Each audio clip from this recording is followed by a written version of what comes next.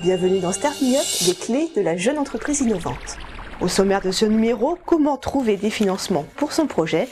Pour répondre à cette question cruciale, nous sommes allés demander conseil à Yann Lefichant, le créateur de Vox in the Box. Alors Vox in the Box, c'est une société que nous avons créée en novembre 2000, il y a un peu plus de 8 ans maintenant, avec l'idée de permettre aux gens de visiter un département, un musée, une ville, une région, avec leur propre matériel, en toute liberté. Au fil des années, on a évolué.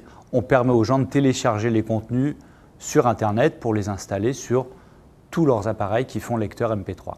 L'année dernière, par exemple, en 2008, il y a plus de 3 millions de personnes qui ont téléchargé nos contenus sur Internet. C'est quand même magique et je pense qu'en 2009, on va essayer d'atteindre les 5 millions.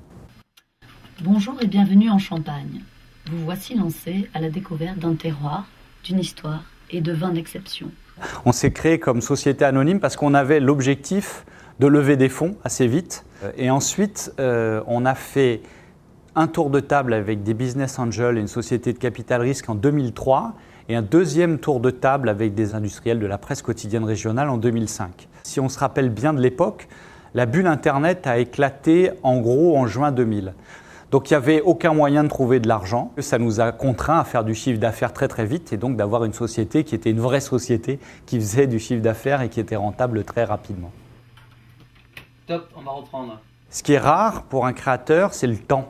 C'est l'énergie qu'il peut consacrer à faire les choses. Ce n'est pas l'argent, c'est le temps. Donc quand on va chercher de l'argent, il faut mesurer combien ça vous coûte en temps cet argent. Donc il faut faire très attention à aller chercher les financements qui sont les bons au bon moment, ceux qui vont financer le haut de bilan, ceux qui vont financer le bas de bilan, mais ne pas courir la prime parce que pendant que vous faites ça, vous ne développez pas votre entreprise d'un point de vue business. Business Angels, incubateurs, de nombreuses structures peuvent vous financer. C'est ce que nous allons voir avec Franck Arougeau, spécialiste de la création d'entreprises. Alors dites-nous Franck, est-il facile de trouver des financements? Alors tout d'abord, il faut savoir que la création d'entreprise, innovante ou pas, peut ressembler à un parcours du combattant. Car les financements sont là, ils existent pour les différentes étapes, mais encore faut-il trouver le bon interlocuteur. Or, il existe des acteurs comme les incubateurs qui disposent d'un outil propre de financement qui permet d'accueillir et d'accompagner les porteurs de projets tout en partageant le risque avec eux. Et à côté des incubateurs, existe-t-il d'autres financements? Bien entendu. Il y a à l'échelle nationale OSEO. Il y a aussi des concours comme celui du ministère de la Recherche. Mais il ne faut pas négliger les financements régionaux. Il y a là aussi des concours, Créa 13 pour les Bouches-du-Rhône par exemple, ou Cap Innovation Méditerranée pour toute la région PACA. Et nous avons un dispositif original sur le territoire du Pays d'Aix, qui est le dispositif d'amorçage provençal qui permet de financer le projet dans sa phase anté-création. Une fois mon entreprise créée, je souhaite me développer. Alors, à qui m'adresser? Alors, après cette phase d'émergence vient la phase de structuration du projet. Bien entendu, les banques peuvent financer, mais souvent elles le font avec le concours des leviers financiers publics, comme le prêt régional à la création d'entreprise. Il y a aussi le réseau Entreprendre PACA, qui peut participer à ce financement.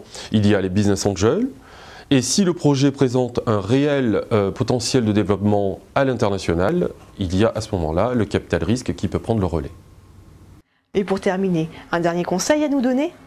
En fait, j'en donnerai deux. Le premier, c'est de dire que sans apport personnel, pas de financement. Il est important d'apporter quelque chose dans l'entreprise et pas seulement une idée ou une innovation. Et enfin, il faut garder en tête que le meilleur financement, c'est quand même celui de ses clients. Donc pour réussir un projet d'entreprise, il faut chercher les bons clients. Vous savez maintenant ce qu'il vous reste à faire. Alors rendez-vous dans notre prochain numéro. Nous vous expliquerons comment se faire accompagner dans la création d'entreprises innovantes.